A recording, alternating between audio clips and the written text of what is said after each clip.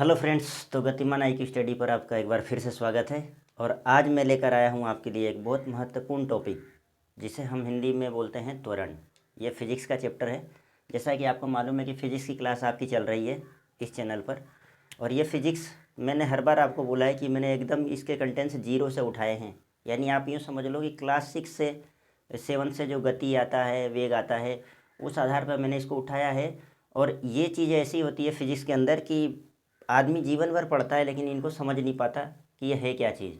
Book से किताबें जीवन भर पढ़ते हैं, हर राइटर की पढ़ते हैं, अलग अलग तरीके के बहुत सारी किताबें अवेलेबल है मार्केट में। हम हमेशा पढ़ते हैं और भूल जाते हैं। तो मैंने उन चीज़ों को इस तरह से कंसेप्चुअल को क्लियर किया है कि आप कभी भूलें ना। अगर आप मेरी पिछली वीडियो जाके प्ले लिस्ट पर देखेंगे तो आपको यह एहसास होगा कि वेग में और स्पीड, चाल और वेग में क्या अंतर होता है, स्पीड और वेलोसिटी में क्या अंतर होता है डिस्प्लेसमेंट, विस्थापन क्या होता है। मैंने उनको बहुत ही बारीकी से और बहुत ही इम्पोर्टेंसी कंटेंट्स के साथ समझाया है, जो शायद ही कहीं आपको देखने को मिलेगा।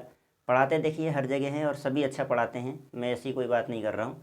लेकिन मैं मेरा एफ़र्ट जो लगाता हूँ ना, वो मैं ऐसा एफ़र्ट लगाना चाहता हूँ कि मैं द बेस्ट करूँ बस हैं। और वो उसका फ़ैसला आप लोग करेंगे कि जो मैंने पढ़ाया वो कैसा है, उसका फ़ैसला मैं नहीं करूँगा।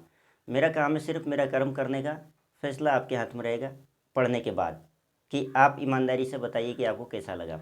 इसी के साथ मैं ये कहना चाहूँगा कि हर एग्ज़ाम के अंदर, चाहे वो स्टेट पीसीएस का एग्ज़ाम हो, पुलिस डिपार्टमेंट का एग्ज़ाम हो, पटवार का एग्ज़ाम हो, रीट अध्यापक का एग्ज़ाम हो, रेलवे एनटीपीसी का एग्ज़ाम हो, ग्रुप डी का एग्ज़ाम हो, टेक्निकल साइड एग्ज़ाम हो, एनी एग्ज़ाम, हर तरीके के क्वेश्चन हर तरीके से घुमा फिरा के पूछा जाता है। एक ही क्वेश्चन कभी कभी रिपीट भी हो जाता है।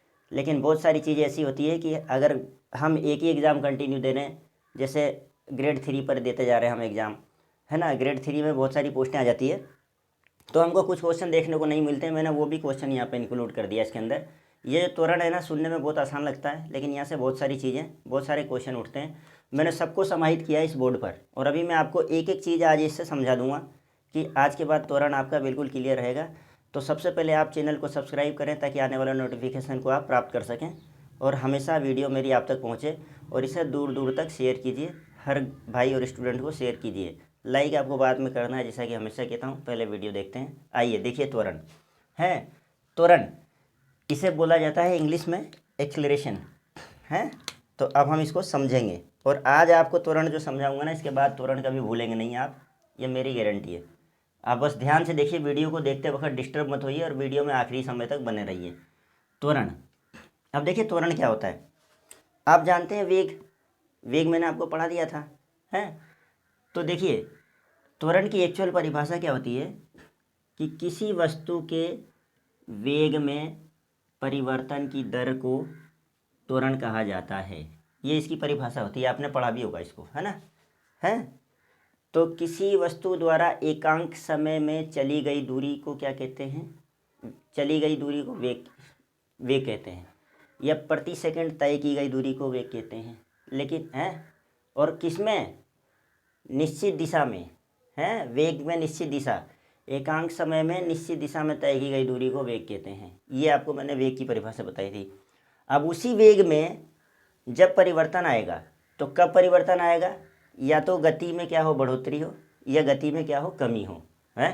आप नियत चाल से चल रहे हैं, अब समझने का काम है। अब ये परिभाषा तो सब जगह मिल जाएगी, किताब भी खोल लोगे ना तो वहाँ भी मिल जाएगी, है ना। वहाँ से खूब याद कर लो और आराम से फिर 4 दिन बाद भूल जाओ आप, है ना। तो वो काम नहीं करना। अब आप सुनना मेरी बात को ध्यान से। कोई भी गाड़ी या कोई भी वस्तु नियत वेग से गति कर रही है।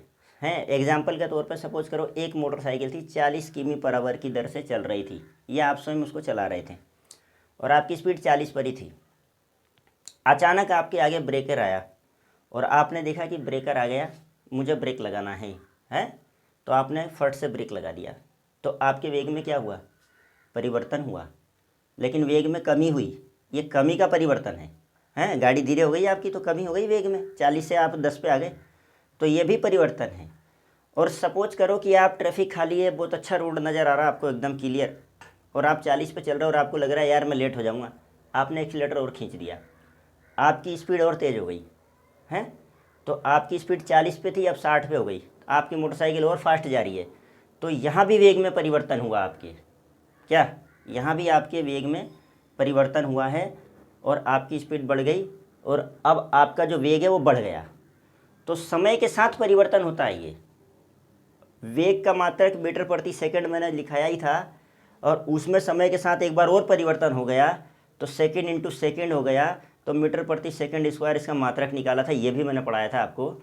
लेकिन आज ये टॉपिक है आपके आगे जहाँ से मैं कंटिन्यू पढ़ा रहा हूँ आपको, तो एग्जाम के दृष्टिकोण से इससे बनने वाले सारे क्वेश्चन मैं आपको बता रहा हूँ। तो देखिए आप, तो त्वरण, किसी वस्तु के वेग में परिवर्तन की दर को त्वरण कहा जाता है एक्सीलरेशन। और त्वरण क्या होता है? वेग में परिवर्तन बटा समय अंतराल है, यानी जिस समय में वो परिवर्तन हुआ है।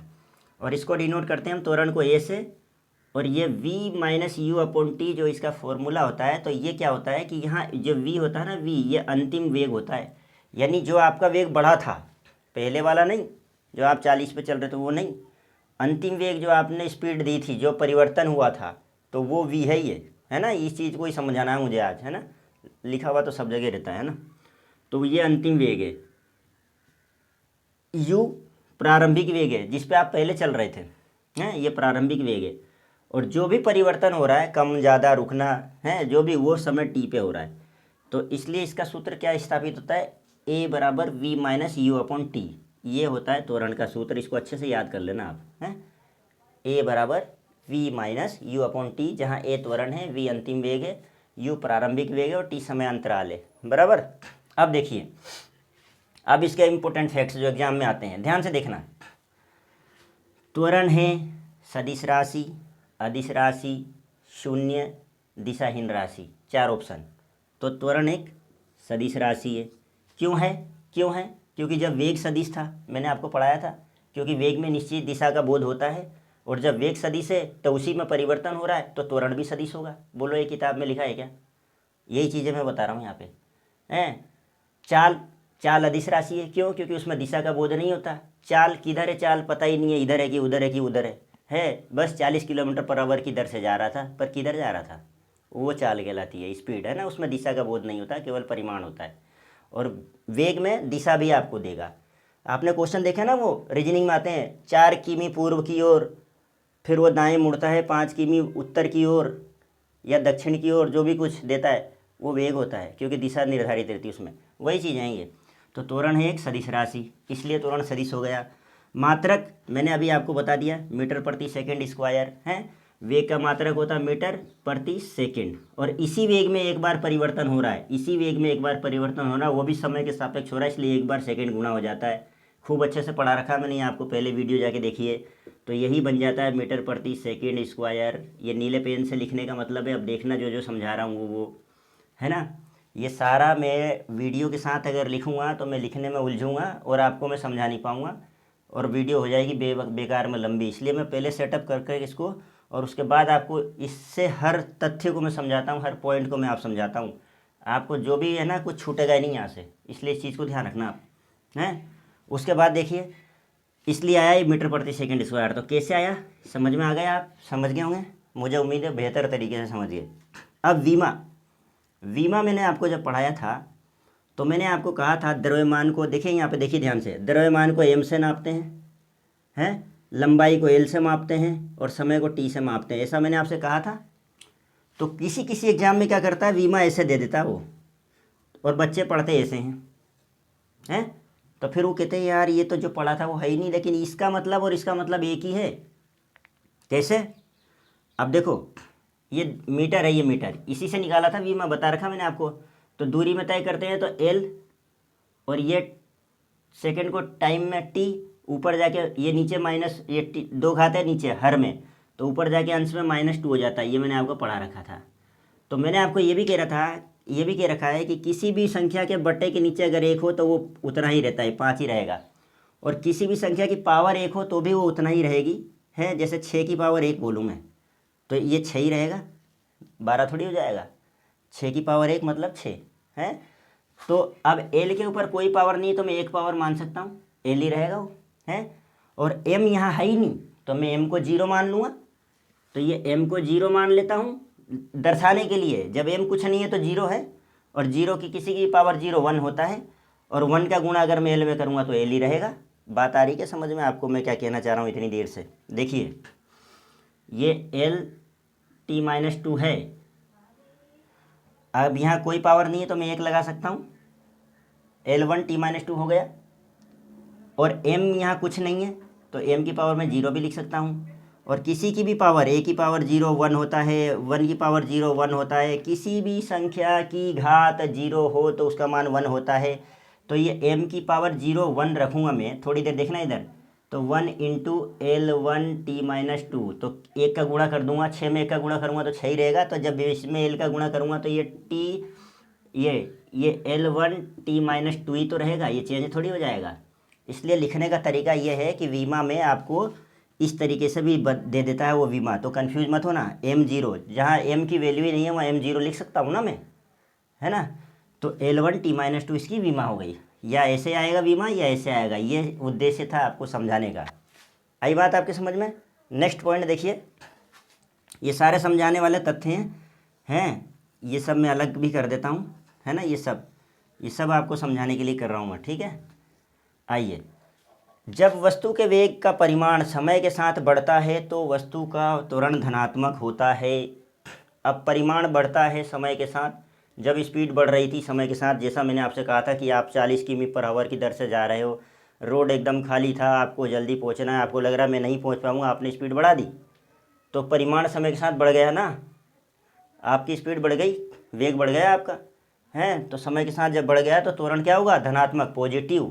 हम ऋणात्मक में थोड़ी है, हम तो प्लस में जा रहे हैं। ऋणात्मक में तो जब थे, जब ब्रेक कट आ गया था, हमने ब्रेक लगा दिया था, हमारी स्पीड धम से गिर गई थी पूरी गाड़ी की, हैं, और हमारा वेग क्या हो गया था, वेग में कमी आ गई थी। तो जब भी वस्तु के वेग का परिमाण समय के साथ बढ़ता है तो वस्तु का त्वरण क्या हो जाता है, धनात्मक हो जाता है। याद रखना, यह भी क्वेश्चन बनता है एग्जाम में, है। त्वरण धनात्मक कब होता है, जब वेग बढ़ जाता है तो।